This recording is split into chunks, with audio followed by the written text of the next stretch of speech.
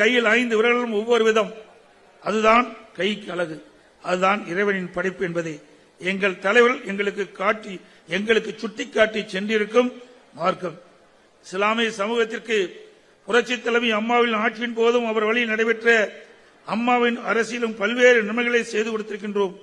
புனித ரமலான் நோன்பு கஞ்சி தயாரிக்க 3000க்கும் மேற்பட்ட பள்ளி வாசலுக்கு சுமார் 5145 மெட்ரிக் டன் அரிசி வழங்கப்பட்டு வந்தது.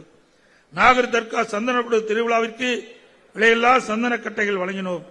உலமாக்களுக்கு மாதாந்திர ஓய்வும் 3000 உயர்த்தி வழங்கினோம். மத்திய அரசு ஹஜ் புனித பயண நிதியை ரத்து செய்ததும் நாங்கள் அந்த நிதியை தொடர்ந்து அளித்து வந்தோம். ஹஜ் பயணத்திற்கு நிதியை 10 கோடியாக உயர்த்தினோம். மற்ற ஹஜ் யாத்திரைகள் சென்னையில் தங்குவதற்கு புனித ஹஜ் இல்லம் கட்டினோம். உள்ளிட்ட பல்வேறு நன்மைகள் அம்மாவின் அரசு செய்துள்ளது என்பதை மகிழ்ச்சியுடன் இந்த தருணத்தில் தெரிவித்துக் கொள்கின்றேன்.